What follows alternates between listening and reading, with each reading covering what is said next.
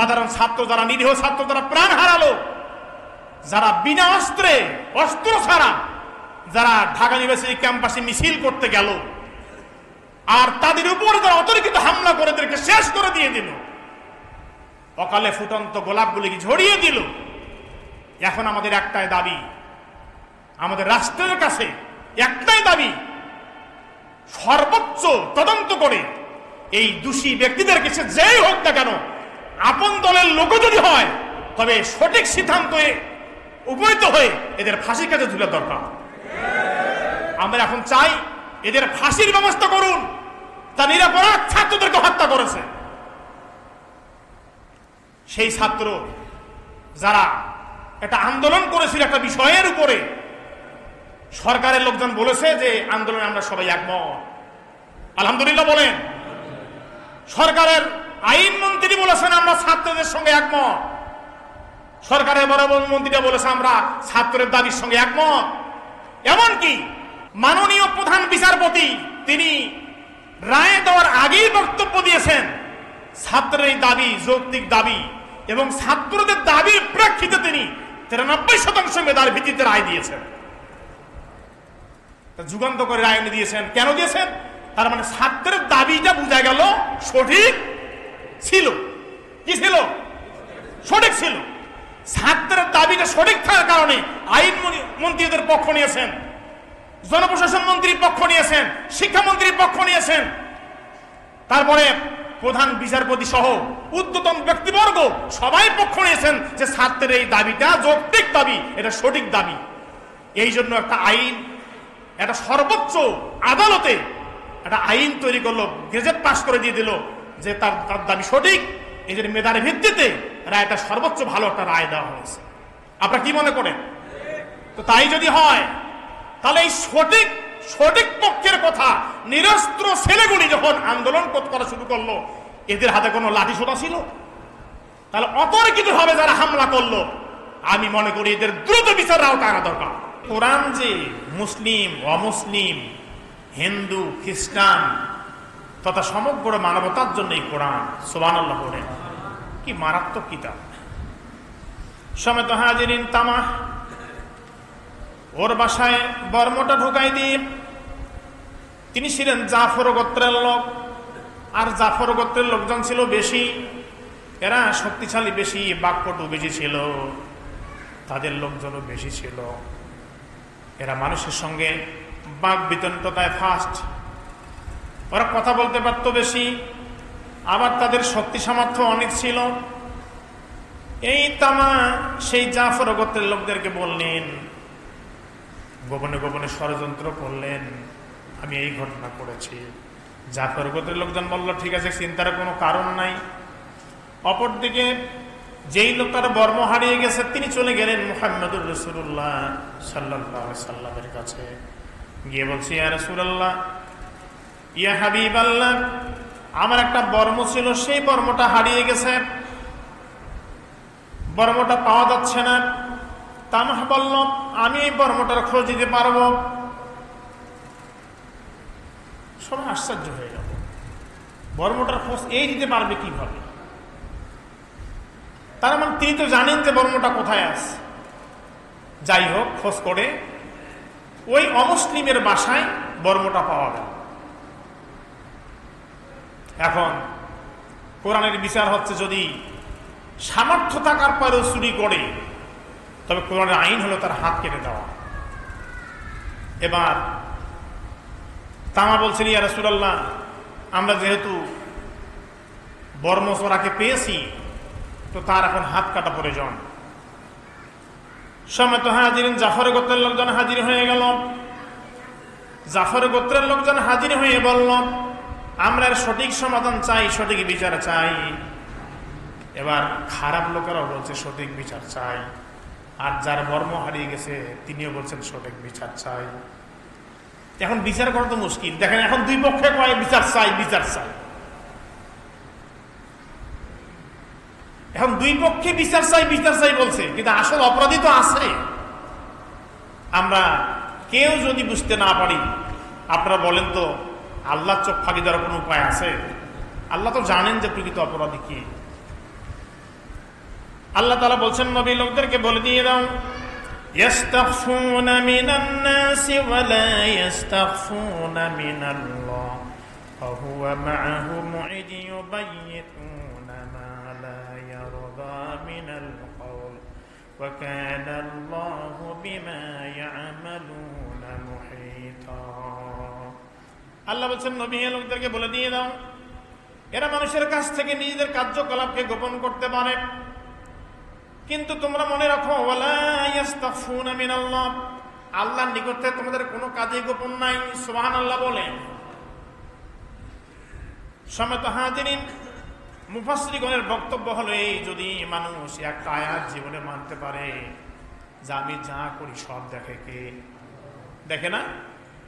ইয়াস্তাগফুনা মিনান নাস, এরা মানুষের আড়াল করে, মানুষকে গোপন করে, ওদের কার্যকলাপ ওরা যা করে এরা মনে করে যে আমাদেরটা কেউ দেখলো না। আল্লাহ বলছেন ওয়ালা ইয়াস্তাগফুনা মিনাল্লাহ, কিন্তু আল্লাহ থেকে তোমাদের আড়াল করার কোনো ক্ষমতা নাই। তো মানুষ যদি এই আয়াতটার প্রতি শুধু ঈমান গ্রহণ করে যে আমি যা জীবনে করলাম, আমি অন্যায় করলাম, আমি সুদ খাইলাম, ঘুষ খাইলাম, মদ খাইলাম, গোপনে কিছু করলাম, চুরি করলাম, ডাকাতি করলাম, খুন করলাম, খারাপি করলাম, যা করলাম, যদি মানুষ এটা মনে করে যে না আমার সব আল্লাহ দেখছেন, কোনো গোপন করার সুযোগ নাই, একটা আয়াতের উপর ঈমান আনলে মানুষ জান্নাতি হয়ে যাবে। আমরা জীবনে কে কি কাজ করছি আল্লাহর কাছে গোপন করার কোনো সুযোগ নাই। আল্লাহ তাআলা বলছেন নবী লোকদেরকে বলে দিয়ে দাও, ওয়া হুয়া মা'আহুম ইয ইউবায়্যিতুনা মা লা ইয়ারদা মিনাল কওলি ওয়া কানা আল্লাহু বিমা ইয়া'মালুনা মুহীতা। এই নবী লোকদেরকে বলে দিয়ে দাও, ওয়া হুয়া মা'আহুম, আল্লাহ তাদের সাথে আছেন, ইয ইউবায়্যিতুনা মা লা ইয়ারদা মিনাল কওল, এরা লুকিয়ে লুকিয়ে রাতের অন্ধকারে যা করে, গোপনে গোপনে যা করে, যা পরামর্শ করে, রাতের অন্ধকারে লুকিয়ে এমন বিষয়ে পরামর্শ করেন ওরা মনে করেন তিনি এটা জানেন না, আসলে আল্লাহ সবকিছুই জানেন। সুবহানাল্লাহ বলেন। এরা গোপনে গোপনে লুকিয়ে লুকিয়ে কাজগুলি করে, গোপন পরামর্শ করে। এখানে ইয ইউবায়্যিতুনার অর্থ হচ্ছে তারা গোপনে পরামর্শ করে, মা লা ইয়ারদা, তারা পছন্দ করে না, মিনাল কাউল, কূট কৌশল, কূট কৌশল, গোপন পরামর্শ, রাতের আধারে যে সিদ্ধান্ত করে। আল্লাহ বুঝাচ্ছেন গোলামেরা, রাতের আধারে লুকিয়ে লুকিয়ে গোপনে যে কূট পরামর্শগুলি তোমরা করছো, এগুলি আমার চোখ ফাঁকি দেওয়ার কোনো সুযোগ নাই। এখন আপনারা চিন্তা করেন তো, যদি এইটা আমরা এই আয়াতটা চিন্তা করি যে আল্লাহ আমাদের সব কিছু দেখছেন, সব আল্লাহর কাছে প্রকাশ, তাহলে তো মানুষ ভয় আর খারাপ কাজ করতে পারত না। সম্মানিত হাজিরিন, যে লোকটির কথা বলছিলাম, এই লোকটি গোপনে কূট কৌশল করে বর্মটি তার বাসায় রেখে আসছিলেন, অমুসলিমের বাসায়। আল্লাহর হাবিব বিশ্বনবী মুহাম্মদুর রাসূলুল্লাহ সাল্লাল্লাহু আলাইহি সাল্লাম যখন বিচার করতে বসলেন, বিচার করবেন, রায় দেবেন, তার কিছুক্ষণ আগেই জাফর গোত্রের লোকগুলি সবাই অমুসলিমের বিপক্ষে সাক্ষী দিল। এক ঝাঁক লোক, এক দল লোক, ওরা সাক্ষী দিল, বহু লোক। তাফসীরে দেখেছি অনেক লোক এসে সাক্ষ্য দিল যে অপরাধী হলো ওই অমুসলিম। কিন্তু আপনারা যারা কথাটা আমার বুঝলেন তারা বলেন, আসলে কি অমুসলিমটা অপরাধী ছিল? বুঝছেন কথা আমার? দেখেন তো, ঘুমাচ্ছেন নাকি? ঘুম আসছে নাকি? গরমের দিন বেশি গরম, তো আর বেশি গরমের দিন একটু হালকা বাতাস হলে ঘুম আসতে পারে, এটা হয়। তো যে কথা বলতেছিলাম, অনেক লোক সাক্ষ্য দিল। কি বলছিলাম? অনেক লোক সাক্ষ্য দিল যে ওই লোকটা অপরাধী। আসলে কি ওই লোকটা অপরাধী? কি সাক্ষী যে অনেক হইল? কোর্ট তো বিচার করে কিভাবে? সাক্ষীদের সাক্ষ্যের ভিত্তিতে কোর্ট রায় দেয়। কথা একটু ভালো করে বুঝতে হবে। অসংখ্য লোক সাক্ষী দিল, অনেক লোক সাক্ষী দিল যে এরা অপরাধী, ওই লোকটা অপরাধী। আসলে লোকটা অপরাধী। আল্লাহ বলছেন নবী ওদেরকে বলো, ওয়ালা ইয়াস্তাগফিরুনা মিনাল্লাহ, আল্লাহর চোখ ফাঁকি দেওয়ার কোনো উপায়। আল্লাহর হাবিব সাল্লাল্লাহু আলাইহি ওয়াসাল্লাম নরম হয়ে গেলেন, সবাই যখন তার বিরুদ্ধে সাক্ষ্য দিচ্ছে, অমুসলিম বিরুদ্ধে সাক্ষ্য দিচ্ছে, আল্লাহর হাবিব সিদ্ধান্ত নিয়ে নিল ওই সাক্ষীর সাক্ষ্যের ভিতরে রায় দিয়ে দিবেন। এমন সময় আল্লাহ আয়াত নাযিল করে দিয়ে দিলেন, ইন্না আনজালনা ইলাইকাল কিতাবা বিল হাক্কি লিতাহকুমা বাইনান নাস বিমা আরাকাল্লাহ। হে মুহাম্মদ সাল্লাল্লাহু আলাইহি ওয়াসাল্লাম, আমি আপনার উপরে এই কোরআনুল কারীম সত্য কিতাব নাযিল করেছি, লিতাহকুমা বাইনান নাস বিমা আরাকাল্লাহ। অতএব হে নবী, এই কোরআন দিয়ে আমি যে বিচার তোমাকে করতে বলি সেই সঠিক বিচারটা করবেন। বিমা আরাকাল্লাহ, আল্লাহ আপনাকে যে বিচার করতে বলে এর ব্যতিক্রম কিছু করবেন না। সুবহানাল্লাহ। তার মানে হচ্ছে নবীজি সবার সাক্ষ্য নিয়ে রায় দেওয়ার সিদ্ধান্ত নিয়েছিলেন অমুসলিমের বিপক্ষে। আল্লাহ আয়াত নাযিল করলেন, নবীজি থমকে গেল। আল্লাহ ডেকে বলছেন, নবী ওয়াস্তাগফিরিল্লাহ ইন্নাল্লাহা কানা গফুরার রহিমা। ওয়াস্তাগফিরিল্লাহ, হে নবী আপনি তওবা করুন, ইস্তিগফার করুন। আপনি এদের সাক্ষীর জন্য আপনি তৈরি হয়েছেন সিদ্ধান্ত দেওয়ার জন্য, এটা আপনার ভুল ছিল। ওয়াস্তাগফিরিল্লাহ, আপনি ওয়াস্তাগফির, ক্ষমা চান। কার কাছে? আল্লাহর কাছে ক্ষমা চান। ইন্নাল্লাহা কানা গফুরার রহিমা, নিশ্চয় আল্লাহ হচ্ছেন ক্ষমাশীল এবং দয়ালু। প্রিয় উপস্থিতি, রায় হলো না, রায় স্টপ হয়ে গেল, রায়টা বন্ধ হয়ে গেল। তাহলে আমরা এতক্ষণ ধরে বুঝলাম যে অনেক লোক সাক্ষী দিলেও ওই সাক্ষীর ভিতরে গন্ডগোল থাকতে, তার মানে মিথ্যা সাক্ষী সেই যুগে মানুষ বেশি সংখ্যক মিথ্যা সাক্ষী দিত, এখনো মানে মানুষ যে বলে না যে মিথ্যার জোর বেশি, আসলে বেশি। সেই যুগে মিথ্যার পক্ষে সাক্ষী মানুষ দিয়েছিল, এখন সাক্ষী দিচ্ছে কিনা বলেন? এখনো সাক্ষী দিচ্ছে। আল্লাহ তাআলা বলছেন, নবী এটা মারাত্মক অপরাধ। নিজে অপরাধ করে আর একজনের ঘাড়ে দোষ চাপিয়ে দেয়, এটা হলো গুনাহে কবিরা। গুনাহে কি? কবিরা গুনাহ। আল্লাহ পাক বলছেন, নবী লোকদেরকে বলে দিয়ে দাও, ওয়া মান ইয়াকসিব খতিয়াতান আও ইসমান সুম্মা ইয়ারমি বিহি বারিআ ফাকাদ ইহতামালা বুহতানাও ওয়া ইসমান মুবিনা। সুবহানাল্লাহ বলেন। হ্যাঁ নবী, ওয়া মান ইয়াকসিব খতিয়াতান, যেই লোক, ওয়া মান যে ব্যক্তি ইয়াকসিব খতিয়াত অপরাধ করে, আও ইসমান অথবা পাপ করেন, সুম্মা ইয়ারমি বিহি বারিআ আবার এই দোষটা আরেকজনের গায়ে চাপিয়ে দেয়। এমন লোক আছে কিনা বলেন? অপরাধ করে একজন, মামলা খায় আরেকজন। নাকি মিথ্যা বলছি বলেন? আসল অপরাধীর কোনো খবর নাই। ভালো মানুষের জেল জরিমানা হয় 12 মাস, এরকম ঘটনা ঘটে না? মানে কৌশলগত কারণে কৌশল অবলম্বন করে নিজে অপরাধ করে, কিন্তু অপরাধের দোষ আরেকজনের ঘাড়ে চাপিয়ে দেয়। আল্লাহ বলছেন, ফাকাদ ইহতামালা বুহতান, এটা মারাত্মক বুহতান, যেটি আল্লাহ তাদেরকে ক্ষমা করবেন না। ওয়া ইসমাম মুবিনা, এটা হচ্ছে সবচেয়ে বড়, প্রকাশ্য বড় গুনাহ। মুবিন কাকে বলা হয়? সর্বোচ্চ বড় গুনাহ, অর্থাৎ শিরকের পরে এই গুনাহগুলি কবিরা গুনাহ।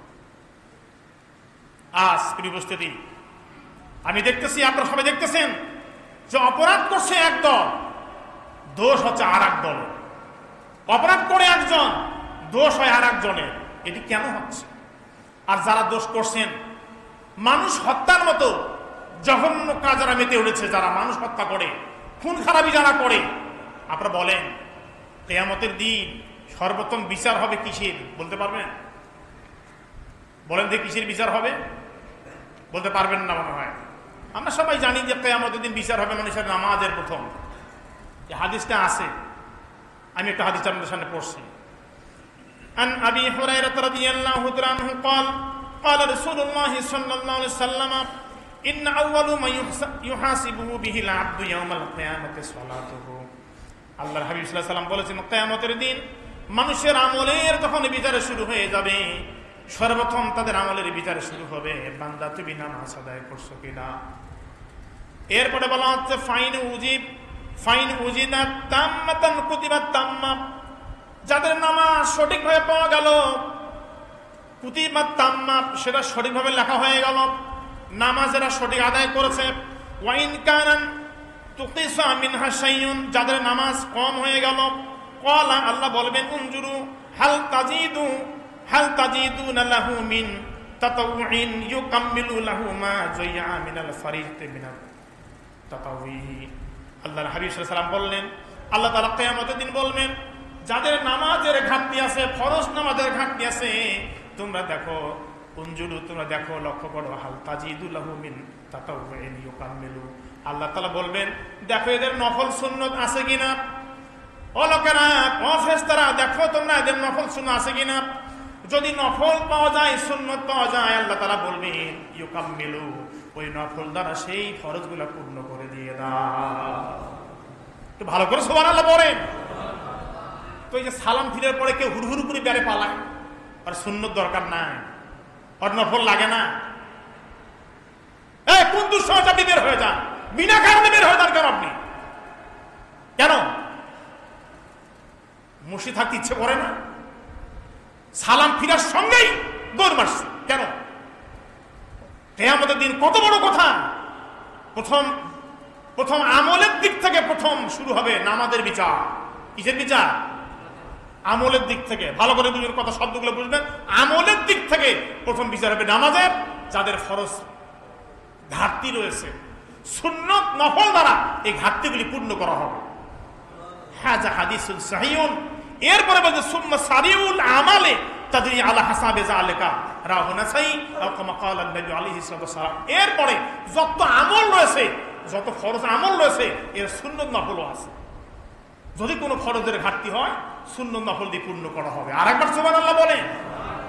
মনে করি আপনার ফরজ রোজা কম হয়েছে, সুন্নত রোজা, নফল রোজা দিয়ে এটা ঘাটতি পূর্ণ করা হবে। চিন্তা করে দেখছেন? এটি আমলের দিক থেকে। আল্লাহর হাবিব বলল, এটা আমলের দিক থেকে প্রথম হিসাব হবে মানুষের জন্য কিয়ামতের দিন তার নামাজ দিয়ে। আবার তিনি বলছেন, আব্দুল্লাহ রাদিয়াল্লাহু আনহু তিনি বলেন, ক্বালা রাসূলুল্লাহ সাল্লাল্লাহু আলাইহি ওয়াসাল্লাম আউয়ালু মা ইউকযা বাইনান নাসি বিদ্দিমাইন রাওয়াহু বুখারী আও কামা ক্বালা নবী আলাইহিস সালাতু ওয়াস সালাম। কিয়ামতের দিন সর্বপ্রথম বান্দাদের যখন হাসরের মাঠে হাজির করা হবে, হাসরের মাঠে যখন বান্দারা হাজির হয়ে গেল, সব ময়দানে হাজির হয়ে গেছে, জমায়েত হয়ে গেছে, এখন বিচার শুরু হবে।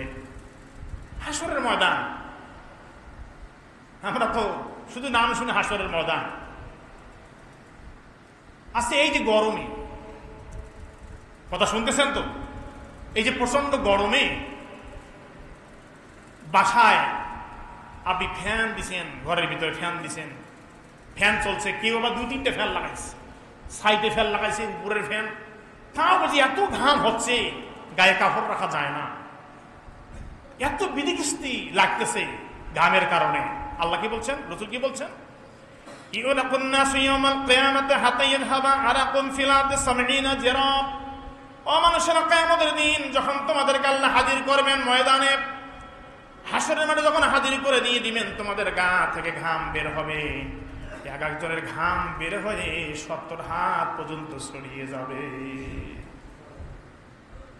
আমার ঘাম, আপনার ঘাম যখন বের হবে, এক একটা মানুষের ঘাম 70 হাত ছড়িয়ে যাবে। সাহাবারা বলছে, ইয়া রাসূলুল্লাহ, হাসরের মাঠে এত বড় ঘাম, এক একটা মানুষের যদি ঘাম বের হয়ে যায়, অবস্থাটা কেমন হবে? আল্লাহর হাবিব বললেন, ওয়ায়ুল জিমহুম হাত্তা ইবলুগা আজানিহিম।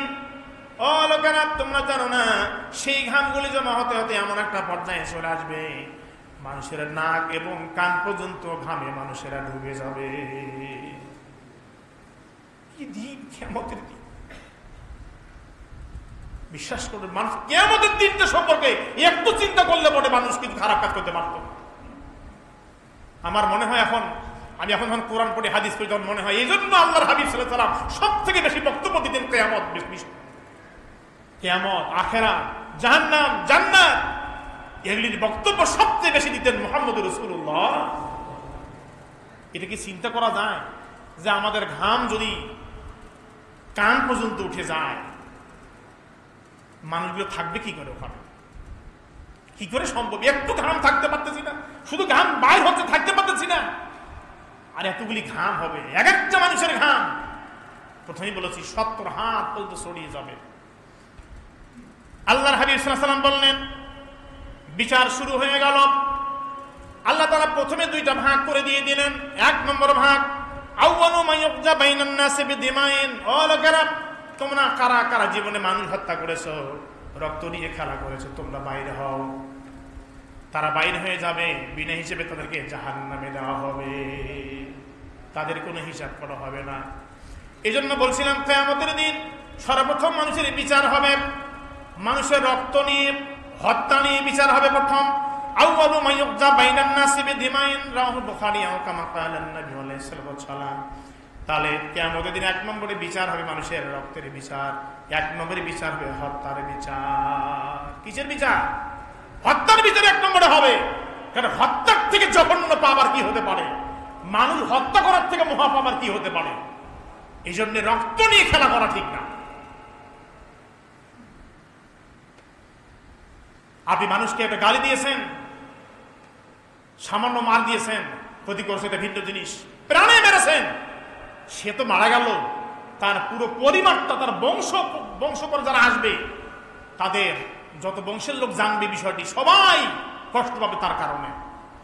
একটা মানুষ, একটা পরিবারের লোক যদি মারা যায় বিনা কারণে, দুনিয়া থেকে বিদায় হয়ে গেল, যাকে আপনি হত্যা করলেন, খুন করলেন, সেই পরিবারে কি অবস্থা হতে পারে?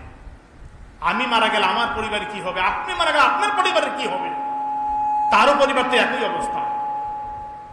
উপস্থিতি, এই জন্য কিয়ামতের দিন প্রথম বিচার হবে মানুষের রক্তের বিচার। সম্মানিত হাজিরিন, যে কথা বলতেছিলাম, কিয়ামতের দিন সর্বপ্রথম বিচার হবে খুনের বিচার, হত্যার বিচার শুরু হয়ে যাবে এক নম্বরে। আর আমলের দিক থেকে বিচার হবে, যার নামাজের বিচার। কিসের বিচার? আমলের দিক থেকে কিসের বিচার হবে? নামাজের। তাহলে আজকে আমাদের পরিষ্কার হয়ে গেল বিষয়টি। একটু সাউন্ড দেন। আমলের দিক থেকে হবে নামাজের বিচার। খেয়াল থাকবে তো, আমলের দিক থেকে হবে নামাজের বিচার। আর শুধু কিয়ামতের মাঠে বিশাল ওই ঘাম সমুদ্রের মাঝখানে বিচার হবে প্রথম, মানুষের রক্তের বিচার। সুতরাং একটা জিনিস মাথায় রাখবেন, জীবনে কোনোদিন মানুষকে হত্যা করার জন্য, হত্যা করার মতো কবিরা গুনাহ করা তো দূরে থাক, এর কল্পনাও কখনো করবেন না। জীবন মানুষটাকে হত্যা করবে, কল্পনাও করবেন না। আল্লাহ তাআলা বলছেন কোরআনের ভিতরে, الذين يجتنبون كبائر الإثم والفواحش إلا اللمم إن ربك واسع المغفرة। আল্লাহ তাআলা বলছেন, الذين يجتنبون كبائر الإثم والفواحش إلا اللمم। আল্লাহ তাআলা বলছেন, নবী, আল্লাযীনা জানা ইয়াস্তানিবুনা, দূরে থাকে, কাবায়রা, কবিরা গুনাহ থেকে, বড় গুনাহ থেকে যারা দূরে থাকে, তবে ওয়াল ইসমি ওয়াল ফাওয়াহিশা, এবং অশ্লীল কাজ থেকে দূরে থাকে, ইল্লাল লামামা, এদের ছোটখাটো গুনাহ হতে পারে। মারাত্মক কথা। আপনি বাসায় যাবেন, সূরা নজম 53 নম্বর সূরা, আয়াত নম্বর 32, বাসায় গিয়ে দেখবেন আল্লাহ বলছেন যে মানুষ যদি বড় বড় কবিরা গুনাহ থেকে দূরে থাকতে পারে, ইল্লাল লামামা, তবে ছোট ছোট গুনাহগুলি আল্লাহ মাফ করে দিয়ে দেবে। সুতরাং বড় গুনাহ থেকে যারা দূরে থাকবে, তাদের ছোট গুনাহ যদি মাফ হয়ে থাকে, তো এখানে বলছেন ইসমাম মুবিনা, যারা অপরাধ করার পরে আরেকজনের ঘরে দোষ চাপিয়ে দেয়, এটা ইসমাম মুবিন, সর্বোচ্চ বড় গুনাহ। এই বড় কবিরা গুনাহ থেকে আমাদের দূরে থাকতে হবে। এটা খুব সাংঘাতিক ব্যাপার। সম্মানিত হাজিরিন, আল্লাহ আরেক জায়গায় বলছেন, হে নবী, যেই লোকগুলি বড় গুনাহগুলি ছেড়ে দিয়ে দিল, ছোট ছোট গুনাহগুলি করলো, সাহাবারা বলছেন, ইয়া রাসূলুল্লাহ, আপনি যে আয়াত আমাদের শোনালেন, বড় গুনাহগুলি কি? আল্লাহ তাআলা রাসূল বললেন, তোমরা কি কোরআন পড়ো নাই? কোরআন কি তোমাদের জানা নাই? কোরআন থেকে তো আল্লাহ বড় গুনাহের কথা বলেছেন, ওয়াল্লাযীনা লা ইয়াদউনা মা'আল্লাহি ইলাহান আখার ولا يقتلون النفس التي حرم الله إلا بالحق ولا يزنون ومن يفعل ذلك يلقى أثاما যারা সত্যিকার আল্লাহর বান্দা হবে তারা আল্লাহকে ছাড়া ইলাহ বলে আর কাউকে মানবে না। এটা সুবহানাল্লাহ পড়ে নেন। ইলাহ মানে আইনদাতা, বিধানদাতা, শাসনকর্তা, খালেক, মালেক কে? আল্লাহ। এই জন্য আমরা এই যে খালিক, মালেক মানুষের নাম রাখি না, আব্দুল মালেক রাখি কেন? মালেক হচ্ছে কার না? খালেক কার না? এই জন্য আমরা আব্দুল মালেক, আব্দুল খালেক, আব্দুল জব্বার এই জন্যই বলে থাকি, যেহেতু আল্লাহ এগুলি হচ্ছে নাম। আল্লাহ তাআলা বলছেন এখানে লা ইয়াদউনা মা আল্লাহ ইলাহান আখার, আল্লাহকে যারা খালিক, মালিক, আইনদাতা, বিধানদাতা, শাসনকর্তা, রিজিকদাতা, এগুলি যারা আল্লাহকে ছাড়া কাউকে মানে না, সঠিক বান্দা যারা হবে এরা এটা ছাড়া আল্লাহকে ছাড়া কাউকে মানবে না। আমি যদি বলি আমাদের রিজিক দেয় আল্লাহ, আমাদের খাবার দেয় আল্লাহ, আমাদের বাঁচায় আল্লাহ, আমাদের সৃষ্টি করেছেন আল্লাহ, আমাদের আইন দিয়েছেন আল্লাহ, আমাদের বিধান দিয়েছেন আল্লাহ, আমরা মানবো কার কথা? আল্লাহর কথা মানব। তাকে আমরা এখন মানছি? মানতেছি না। এটা হলো এর স্থলে অন্য কাউকে মানা, এটা মারাত্মক বড় গুনাহ, শিরক। আর শিরক বিল্লাহ, আল্লাহর সঙ্গে শিরক করা। ولا يقتلون النفس التي حرم الله إلا بالحق ولا يزنون ولا يقتلون النفس التي حرم الله إلا بالحق, এবং শরীয়তের বিধান ছাড়া মানুষকে হত্যা করা যাবে না। দুই নম্বরে আল্লাহর পরে আল্লাহর কথা বলা হলো শিরকের কথা। এক নম্বর শিরক করা যাবে না, দুই নম্বরে হত্যা করা যাবে না। কার কথা? আল্লাহর কথা। সেই হত্যার মতন নিকৃষ্ট কাজে আজ আমরা নিজেকে নিয়োজিত করে ফেলেছি। এই জন্যই বলছিলাম যে কিয়ামতের মাঠে সর্বপ্রথম বিচার হবে হত্যার বিচার। সাংঘাতিক ব্যাপার। মানুষ একজনকে হত্যা করা কত অপরাধ আল্লাহ কোরআনে বলছেন, মান কাতালা নাফসান বিগাইরি নাফসিন আও ফাসাদিন ফিল আরদ ফাকান্নামা কাতালান নাস জামিয়া ওয়া মান আহইয়াহা ফাকান্নামা আহইয়া আন-নাস জামিয়া। আল্লাহ তাআলা বলছেন সূরা মায়েদার ভিতরে, যে কেউ একজন মানুষকে হত্যা করলো, বিনা কারণে একজন মানুষকে হত্যা করলো, আও ফাসাদিন অথবা জমিনে সন্ত্রাস সৃষ্টি করলো, ফাকান্নামা কাতালান নাস জামিয়া, সেজন্য দুনিয়ার সব মানুষকে হত্যা করলো। একজন নিরপরাধ মানুষকে আপনি হত্যা করলেন, এর মানে হচ্ছে সমগ্র মানুষকে হত্যা করলে যতগুলি পাপ হয় আপনার আমল নামায় ততগুলি পাপ হয়ে গেল। কথা কি পরিষ্কার হয়েছে? কোরআন থেকে দলিল। তাহলে আপনি যাকে হত্যা করলেন, পাখির মতো গুলি করে শেষ করে দিয়ে দিলেন, সারা পৃথিবীর সমগ্র মানবতাকে হত্যার গুনাহ আপনার আমল নামে আল্লাহ পাক দিয়ে দিয়েছে। যাকেই হোক না কেন আপনি কেন মারবেন? আল্লাহ তাআলার এই সংঘাত, ইসলাম কখনো সংঘাত চায় না, ইসলাম চায় শান্তি শৃঙ্খলা। সুবহানাল্লাহ বলেন। অমুসলিমকে পর্যন্ত আল্লাহ তাআলা কোরআন দিয়ে বাঁচিয়ে দিয়েছেন। সুবহানাল্লাহ। যে ঘটনা শুরু করছিলাম মনে আছে আপনাদের? যখন অমুসলিমের দোষ দেওয়া শুরু করলো, জাফর গোত্রের লোকজন সাক্ষী দিল, আল্লাহ ওহী করে জানিয়ে দিলেন যে না, এই জাফর গোত্রের লোকেরা সব মিথ্যা কথা বলছে, ওই অমুসলিম কোনো দোষ করেনি, অমুসলিম নির্দোষ। আল্লাহ কোরআন দিয়ে অমুসলিমকে মাফ করে দিয়ে দিলেন। এই অমুসলিম ব্যক্তি দৌড়ে এসে বলছে, ইয়া রাসূলুল্লাহ, আমি আশ্চর্যজনিত হয়ে গেলাম, এতগুলি লোক আমার বিপক্ষে সাক্ষ্য দিল, পুরো জাফর গোত্রের লোকজন আমার বিপক্ষে সাক্ষ্য দিয়ে দিল, আমার পক্ষে কেউ নাই, আমার পক্ষে কথা বলার মতো কেউ নাই। কিন্তু আজ আল্লাহর কোরআন অবতীর্ণ হওয়ার পরে, আয়াত নাযিল হওয়ার পরে, যেই কোরআন আমাকে নির্দোষ প্রমাণ করে দিয়ে দিল, সেই কোরআনের বাণী আমি গ্রহণ করতে চাই। নবীজি ডেকে ডেকে বললেন, ও আল্লাহর বান্দা মুসলিম ভাই, তুমি যদি আল্লাহর এই কোরআনের দিকে আসতে চাও তো করে নিয়ে নাও লা ইলাহা ইল্লাল্লাহু মুহাম্মাদুর রাসূলুল্লাহ সাল্লাল্লাহু আলাইহি সাল্লাম। ওই লোকটি কালেমা পড়ে মুসলমান হয়ে গেলেন।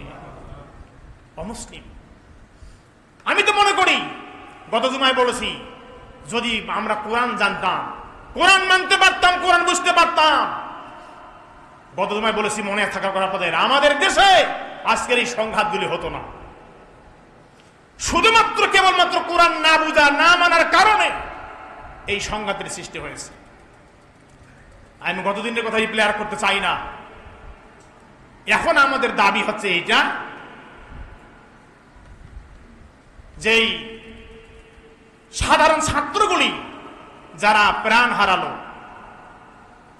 সাধারণ ছাত্র যারা, নিরীহ ছাত্র যারা প্রাণ হারালো, যারা বিনা অস্ত্রে, অস্ত্র ছাড়া যারা ঢাকা ইউনিভার্সিটি ক্যাম্পাসে মিছিল করতে গেল, আর তাদের উপরে যারা অতর্কিত হামলা করে তাদেরকে শেষ করে দিয়ে দিল, অকালে ফুটন্ত গোলাপগুলিকে ঝরিয়ে দিল।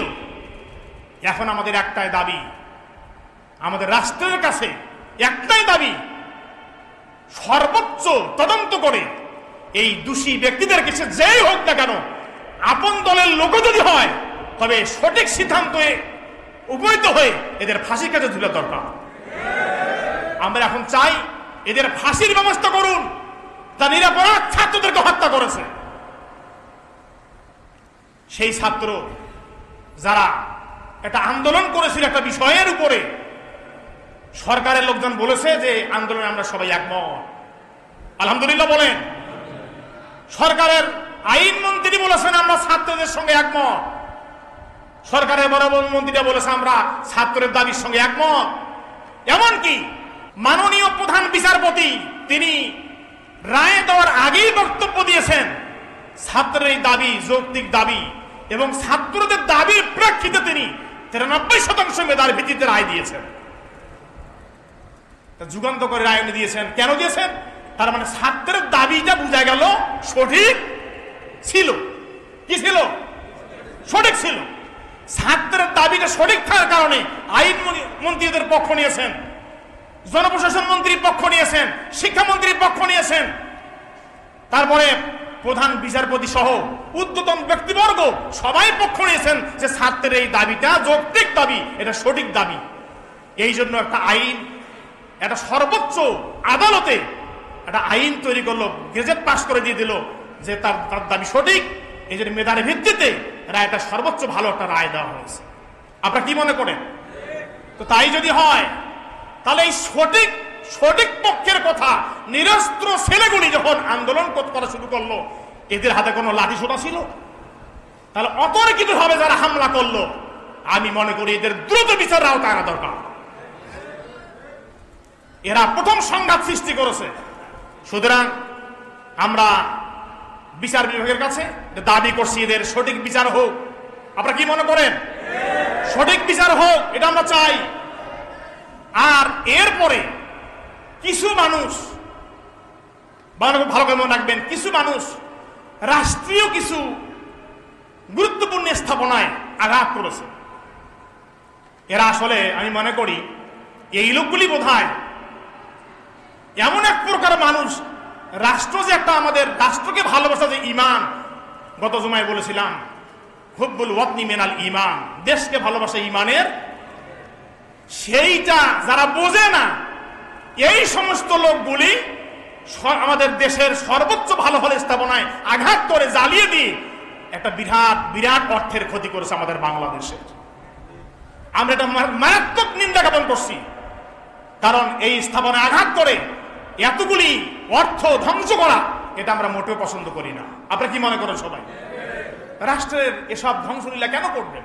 আমার মনে হয় এটা অন্য কোনো স্বার্থান্বেষী মহল এই কাজটা করেছে। এটা আমার দৃঢ় বিশ্বাস, নিরীহ ছাত্ররা এই কাজটা করতে। আসলে দেখবেন ঢাকাতে কিছু টোকাই আছে, অতি উৎসাহী টোকাই আছে। এরা দেখবেন যদি কোনো মিছিল, আমাদের রানী বন্ধুরও দেখেছি, মিছিল করে এক দল, আর এক দল যা মানুষের দোকান ভাঙবে। কি আপনারা দেখেন নাই? এই ধরনের ঘটনা দেখেন নাই? যারা মিছিল করে চলে যাচ্ছে, আর এক দল গিয়ে মানুষের দোকান ভাঙছে। আরে বিয়া, যারা মিছিল করে দোকান ভাঙবে না, দোকান তো আপনারা ভাঙলে। এক প্রকার লোক আছে অতি উৎসাহী হয়ে এই অন্যায় কাজগুলি তারা করে থাকে। কেন করে? ধ্বংসলীলা ইসলাম ভাঙ্গার জন্য আসে নাই, ইসলাম আসে গড়ার জন্য। সুবহানাল্লাহ বলেন। ইসলাম ভাঙতে চায় না, ইসলাম গড়তে চায়। আমি আগেই বলেছি, যদি মানুষ ইসলাম বুঝতো তাহলে এই ঘটনাগুলি ঘটতো না। প্রিয় উপস্থিতি, অনেক কথা বলে ফেললাম। আল্লাহ তাআলা বলছেন, নবী লোকদেরকে বলে দিয়ে দেন, তোমরা আজ সত্যের পক্ষ ছেড়ে দিয়ে অসত্যের সাবাই গাইছো। সত্যের পক্ষে কথা না বলে অসত্যের পক্ষে সাবাই গাইছো। তোমরা শুনে রাখো, আল্লাহ বলছেন কোরআনে, হা আনতুম হাউলাই জাদালতুম আনহুম ফিল হায়াতিদ দুনিয়া ফামান ইউজাদিলুল্লাহা আনহুম ইয়াওমাল কিয়ামা আম্মান ইয়াকুনু আলাইহিম ওয়াকিলা।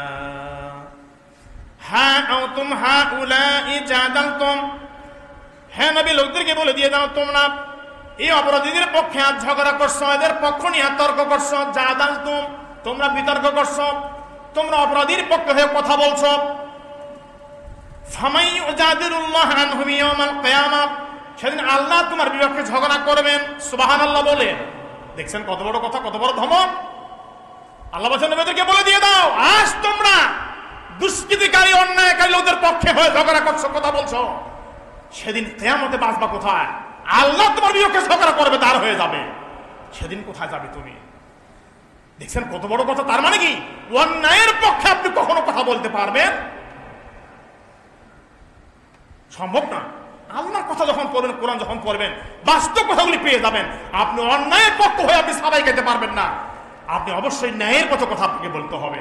আল্লাহ নিজে বলছেন, ওমাই ইয়াকুনু আলাইহিম ওয়াকিলা, আর আজ তোমরা উকিল হয়েছো, কিয়ামতের দিন তোমরা উকিল পাবে কোথায়? আমি আশ্চর্য হয়ে যাই, খারাপদের পক্ষ আবার কেউ উকিলাতি করে কিনা বলেন? এ আলাইহিম ওয়াকিল, আল্লাহ বলে সেদিন উকিল কোথায় পাবে? আল্লাহ ছাড়া। সুবহানাল্লাহ বলবেন না? সেদিন আল্লাহ ছাড়া তোমাদের উকিল কি হবে? অতএব কারণে ছেড়ে দিন, মন্দর পক্ষ নেওয়া ছেড়ে দিন, ভালোর পক্ষ গ্রহণ করুন। অনেক লোক আছে, যদি আপনি হকের পক্ষে না থাকেন তো চুপচাপ থাকেন। মন্দের পক্ষ আপনি গ্রহণ করছেন কেন? কেন মন্দর পক্ষ নেন? আপনি হকের পক্ষে থাকুন। কয়েকদিনের দুনিয়া, আজ হোক কাল হোক চলে যেতে হবে আমাদের সবাইকে। দুনিয়া ছেড়ে আমরা চলে যাব। সুতরাং আমরা অবশ্যই হকের পক্ষে থেকে মারা যেতে চাই, দুনিয়া থেকে বিদায় হয়ে গ্রহণ করতে চাই। আমরা না হকের পক্ষে কেউ থাকতে চাই না। রাজি আছেন সবাই তো? ইনশাআল্লাহ আমরা সবাই হকের পক্ষে থাকবো, হকের পক্ষে সাবাই গাবো, হকের পক্ষে সুপারিশ করবো, হকের পক্ষে সাক্ষী দেব। আমরা বেহকের পক্ষে কেউ থাকতে চাই না। আল্লাহ আমাদের সবাইকে যেন কবুল করেন, সকলে বলে আমিন।